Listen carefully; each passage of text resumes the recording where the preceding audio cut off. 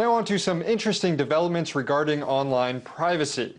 First, there's Twitter, which announced this week it will seek a $1.5 billion initial public offering on the New York Stock Exchange. But as the social networking and news giant readies to cash in, there are concerns that it might sell out its pretty solid privacy record.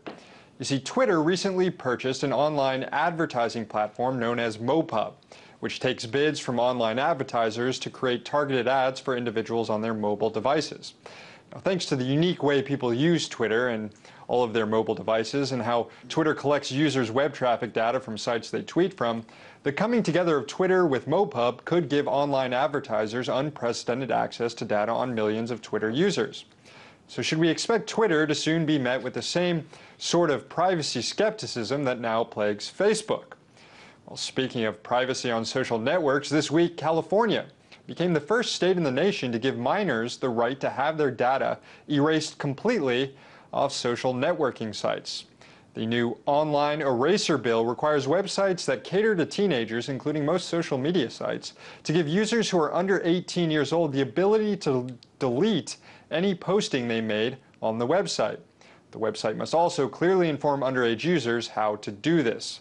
The idea is to give minors who weren't fully aware of the implications of posting certain things on the internet a chance to erase it all before they enter adulthood and start, applying to colleges and jobs. That law is slated to go into effect on January 1st, 2015. Joining me for some tech talk on these issues and others is Baron Soka, president of Tech Freedom. Baron, welcome. Thank you. So let's start with Twitter. Generally, it's gotten better privacy marks than some of these other social networking sites like Facebook. But with it pursuing a huge IPO and its acquisition of this company MoPub, do you see Twitter changing its tune on privacy here? Well, certainly they're going to be criticized, but a lot of that criticism comes from misunderstandings of how online advertising works. So a lot of people are afraid that somehow Twitter is going to share information with advertisers, the way that people have said that about Facebook. That's not how online advertising works. It's very simply that if you're an advertiser and you have, say, a list of Twitter accounts or names, you can have Twitter show ads to those users, but that doesn't mean that you, the advertiser, get any information about that user. So people will see better ads. They're more useful ads. They'll be more profitable to Twitter, so Twitter can provide more services to us. But there really isn't a privacy problem here because advertisers are not going to be seeing any more information. But in regard to this company MoPub, or something which kind of, I guess, sounds like this online marketplace where advertisers can see where people are on social media and then bid on what ads to show these individuals. Is it a legitimate concern that by acquiring this company, Twitter can populate MoPub with all of this data from its users, and then when online advertisers go to MoPub to figure out which users to target, they suddenly have a lot more information than they had before? Well, it's important to just understand, as you say, that all that would be happening is that the ads on MoPub would be better targeted. Advertisers wouldn't be getting more personal information. So there is always a concern when more information is shared about data security.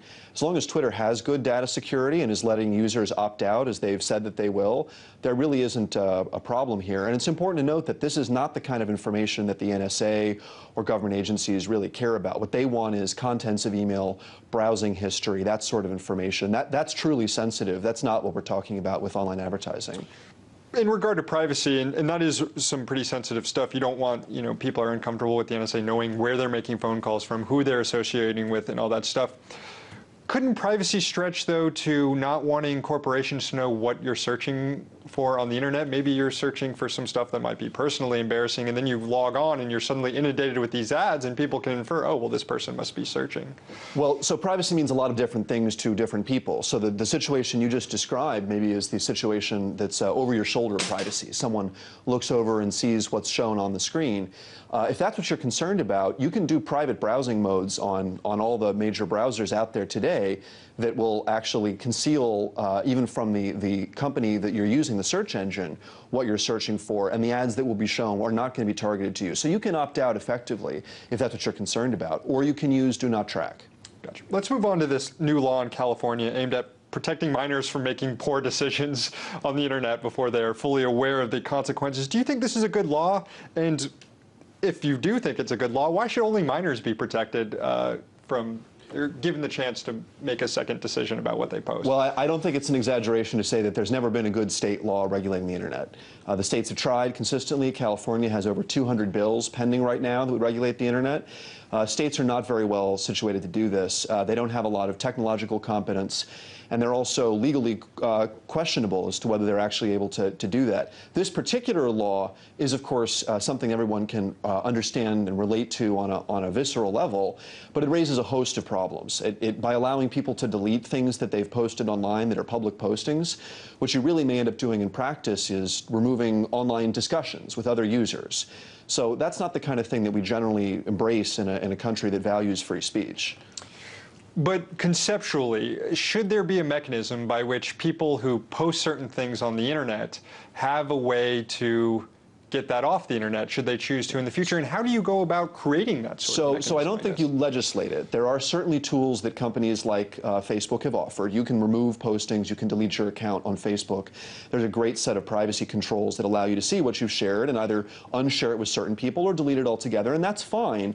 The problem is that when you start legislating, when you tell people that there's a silver bullet solution that will remove every piece of content out there, you create a false sense of security, because the reality is anything posted on the internet, no matter what the law says, can be copied, and it's very difficult to take it down once it's been put up. So the most important thing is teaching kids, especially younger kids, to post responsibly. It comes down to personal responsibility, I guess, ultimately, when it comes to what you're doing on the internet. Now, there's another component of this California law that prevents websites from targeting minors with ads for things like cigarettes, tobacco. I think tanning booths was one of them. What do you make of this effort as well?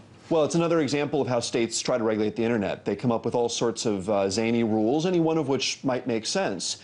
But over time, if you get 50 states writing rules like that, it becomes very hard for the internet to work as a global medium. So again, that's why if there are going to be laws, they should be done at the federal level, not by all 50 states. So Baron, you seem somewhat optimistic about where things are going, or at least not as concerned as a lot of people are saying this. Where do you see this in 10 years or even sooner as far as targeted advertising? You've seen that scene in Minority Report where the guys walking around, they scan the ads. Do you see us going that direction, and should that worry us? I think a lot of the things that we get worried about today, that we're concerned about, we'll realize were not the real problems in the future.